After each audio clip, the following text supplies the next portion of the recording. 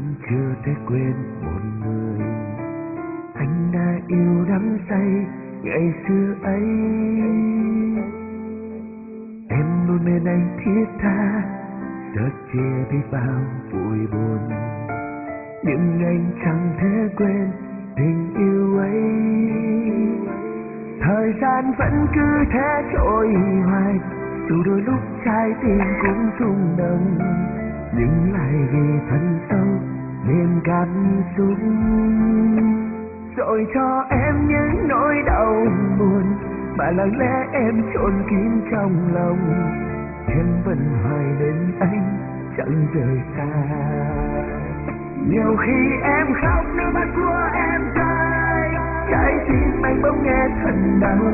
Thế nhưng sao hoài lặng im chẳng lên tiếng, vì trong anh vẫn đã cố gắng quên đi vết thương anh đã mang ngày xưa, khiến cho anh chẳng thể yêu thêm một ai nữa. Và khi anh bỗng mơ mơ đến bên em, muốn ôm em trong vòng tay, thế nhưng sao hình bóng xưa lại quanh đây. Đừng bên anh nữa, anh cố gắng quên ai, với anh chỉ cho em niềm đau. Hãy bên anh mà sẽ cho em niềm vui.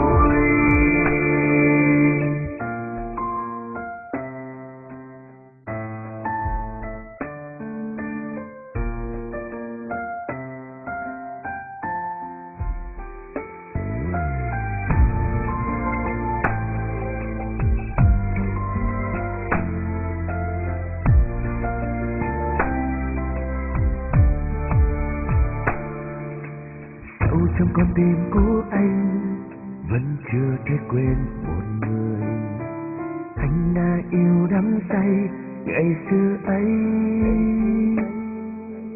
Em luôn bên anh thiết tha, sợ chia biết bao vui buồn, nhưng anh chẳng thể quên tình yêu ấy. Thời gian vẫn cứ thế trôi hoài, dù đôi lúc trái tim cũng rung động, nhưng lại vì thân sâu nên cảm xúc, rồi cho em những nỗi đau buồn mà lặng lẽ em chôn kín trong lòng.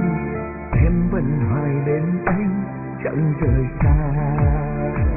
Nhiều khi em khóc nước mắt của em rơi, trái tim anh bỗng nghe thật đau. Thế nhưng sao hoài lặng im chẳng lên tiếng, vì trong anh vẫn đã cố gắng quên đi vết thương anh đã mang ngày xưa, khiến cho anh chẳng thể yêu thêm một ai nữa. Và khi anh bỗng mơ mơ đến bên em, muốn ôm em trong vòng tay, thế nhưng sao hình bóng xưa lại quanh đây. Đừng bên anh nữa, anh cố gắng quên ai, với anh chỉ cho em niềm đau.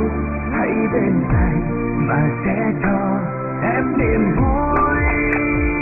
Nhiều khi em khóc nước mắt của em rơi, trái tim anh bỗng nghe thật đau. Thế nhưng